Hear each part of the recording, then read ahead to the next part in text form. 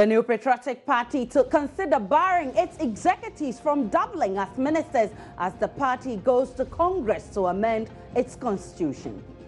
Party officers who have been acknowledged by the president and offered ministerial position should take a decision. Either you remain as a party official or continue to remain as a minister. The move by the NPP's second highest decision-making body, the National Council, follows a clash between the party's Northern Regional Chairman, Daniel Bugri Naabu, and Gender Minister Otiko and who doubles as the National Women Organizer. The party explains it had to take this tough decision to nip this problem in the bud. So what are the ramifications of this decision on the NPP's fortunes? Will it be negative or positive? We will be delving deep into the matter and hear from the party's Acting General Secretary, Boadu, and also bring you a political and governance spectacle on this matter. This is today's big story. My name is Aisha Ibrahim.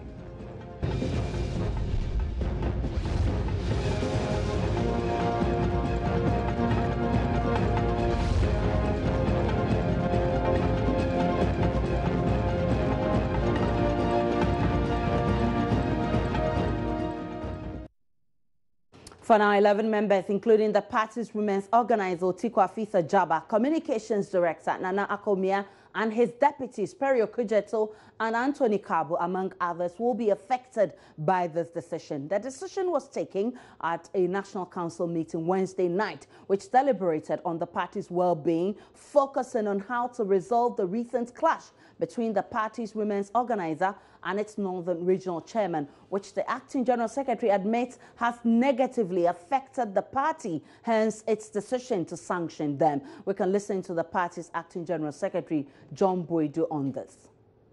For you as an adult joining a party or a society, for you to be reprimanded in the open, for you to be told in the face that your action and your utterances is disapproved by organizations that you join, for you to be asked to go further and write a statement apologizing to your organization, apologizing to the Ghanaian people, and be bonded to be of good behavior. I don't think that it's even akin to just being told to leave the party.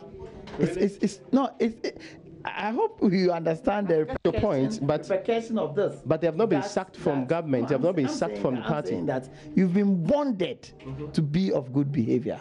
You understand? Yeah. It's all, you see, in taking decisions of such nature, it depends on the attitude of the offender.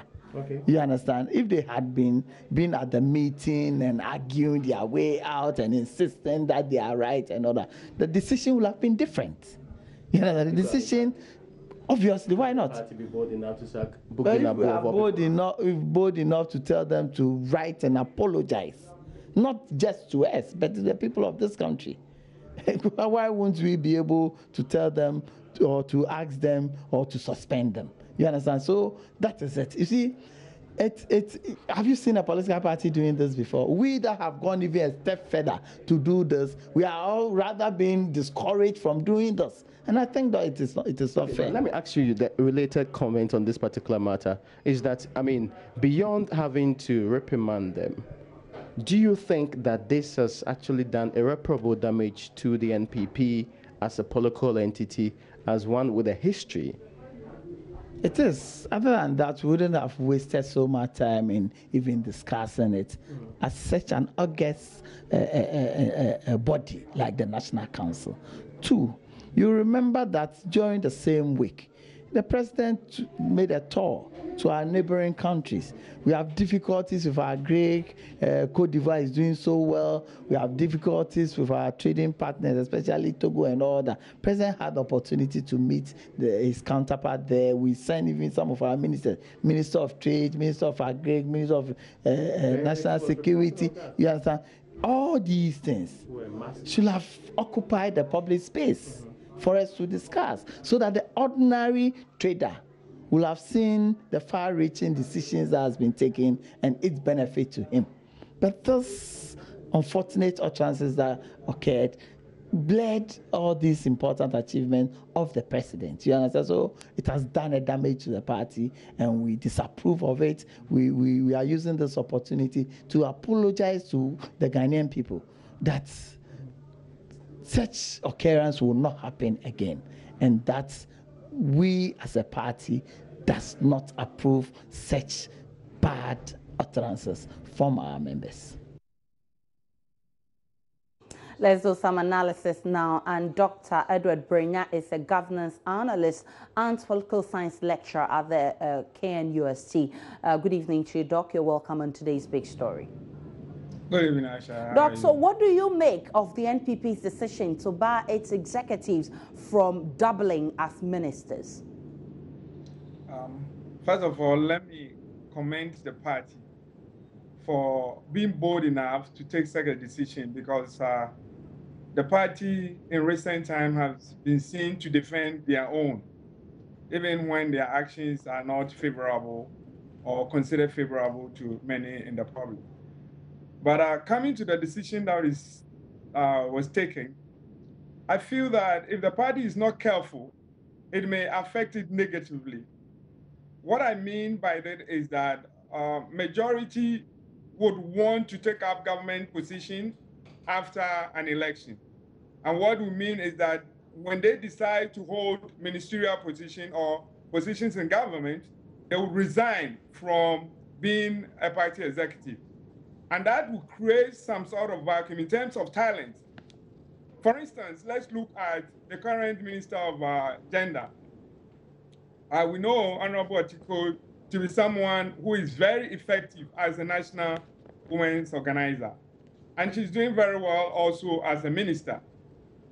So if this individual is asked to drop one of her positions, my guess is that she may drop that of the women's organizer and settle for that of the ministerial position. And once another person comes in, it will create some sort of conflicts of duties, because then Honorable Otiko will not be able to perform the role as a women's organizer. She will be limited to performing the role of a minister of gender. And that creates that sort of talent, the skills that she would have built up going to election, which she can continue to build on to prepare the party for the next general election, would be lifted off her, and a new person would have to come in, and the minister would not be able to do some of the things that she did best, that brought the party into power, and that gave her the ministerial position. That is why I think that NPP as a political party need to pay attention to, in as much as they are taking the necessary step to address some of the unfortunate situations that occur within the minister and the Northern Region. Obviously, we know that the feud between the two top party officials, Bugri Naabu and Otiko Jaba, has led to such a decision. But was there any better way of handling such issue? I think that the bottom line is that as officials of the party, there needs to be some level of harmony. And that harmony requires that sitting them down, letting them know that, well, if you're a minister and let's say you are going to operate within a certain region, that it is only nice so that you get the support of those at the regional level, that you let the officials, the executive at that level aware of your activities so that they can even come and support you. I think those are ways that you create some level of harmony.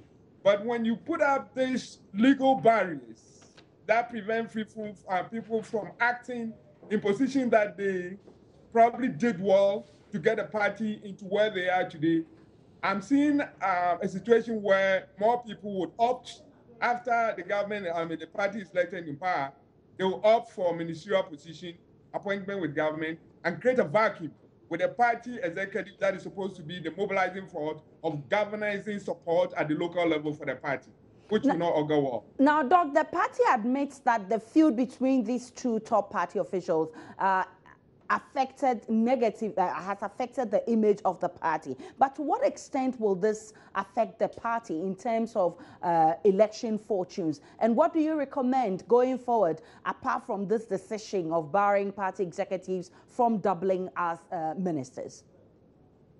I think it is high time NPP or any other political party look at some of the things that bring field or trouble or misunderstanding between the executives. Of course, it is clear, and we would all understand the fact that whatever might have happened between these two executives did not just happen just because the honorable minister went there and did not consult with the chairman.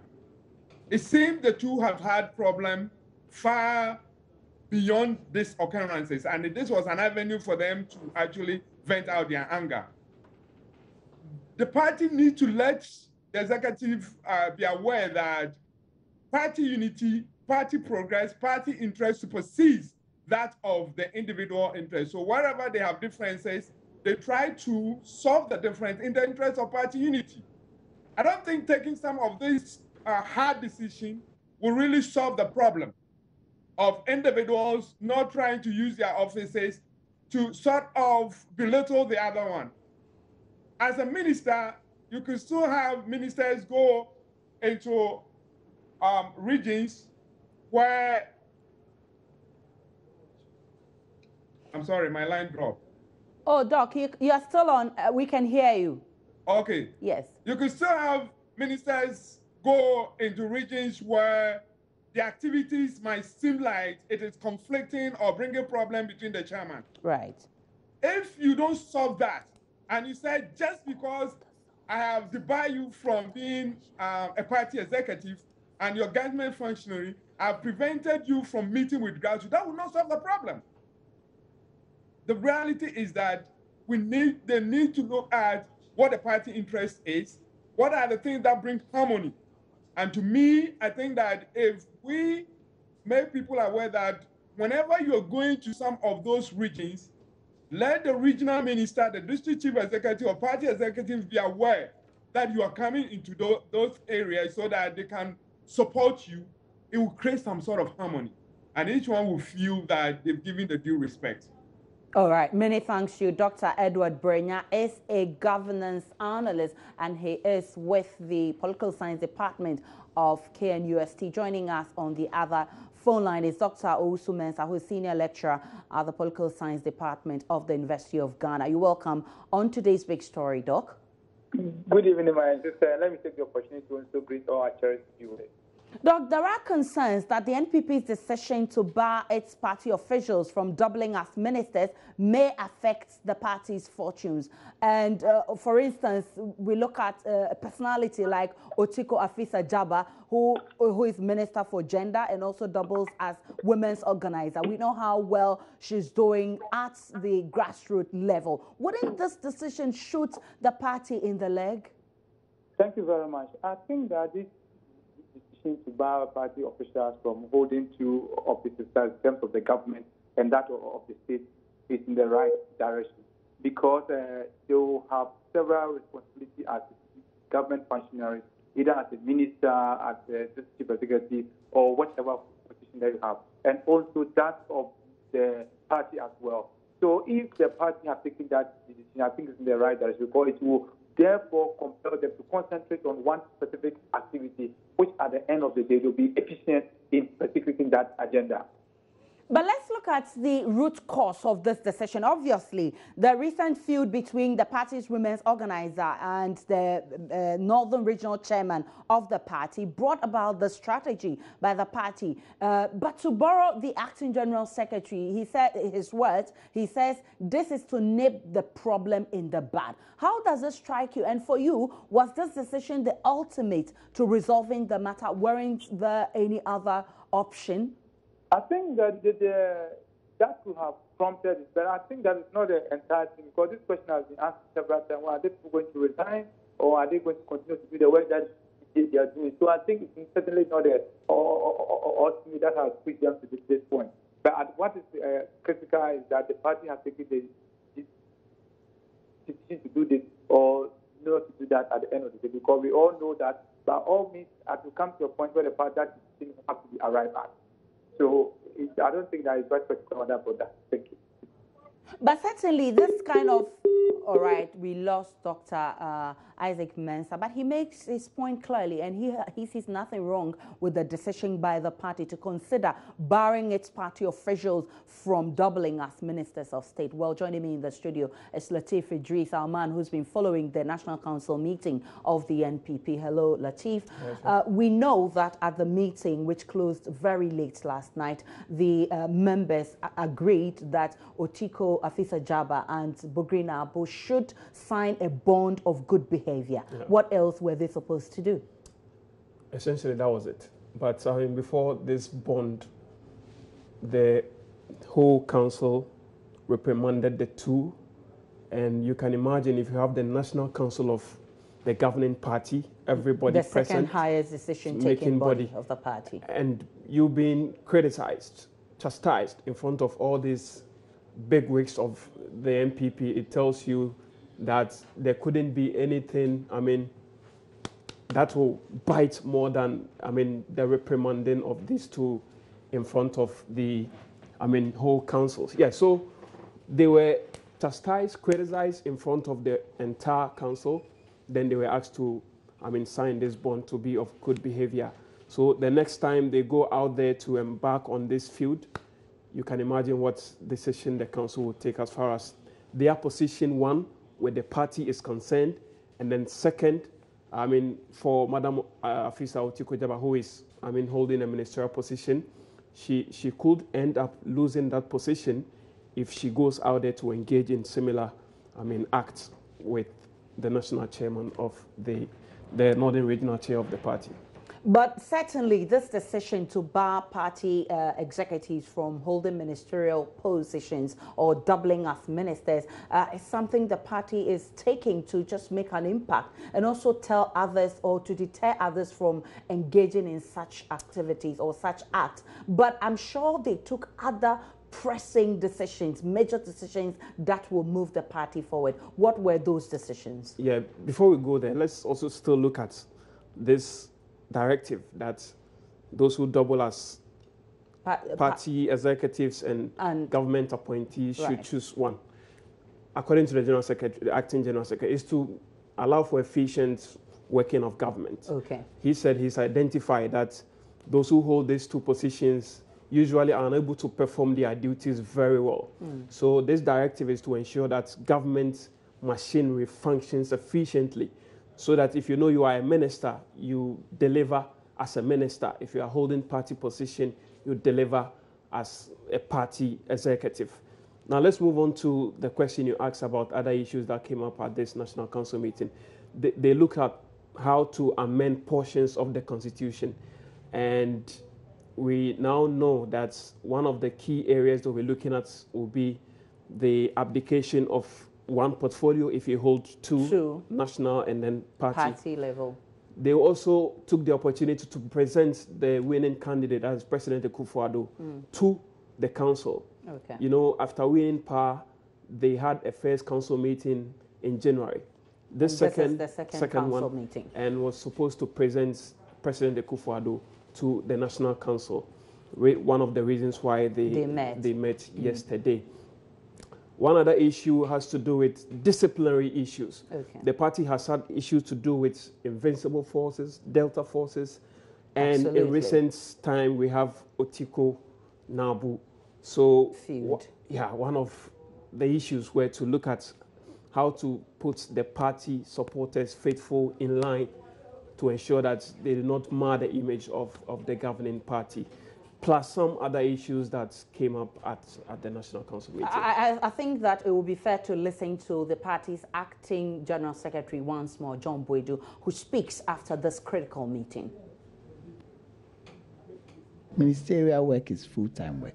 So party officers who have been acknowledged by the president and offered ministerial position should take a decision. Either you remain as a party official or continue to remain as a minister. So you won't have a situation where you have a party official being an official of the party and continue to be a minister. So that far-reaching decision was taken. Forgive me, but is there a reason why it was only left to that portfolio of a ministerial position? How about certain boards, the CEOs of companies and stuff like that, whether or not as equally important and engaging like that of a minister? Not like that of a minister. Their roles most often is not far-reaching. If you take top board or top CEO, for instance, his role is limited to a limited constituency.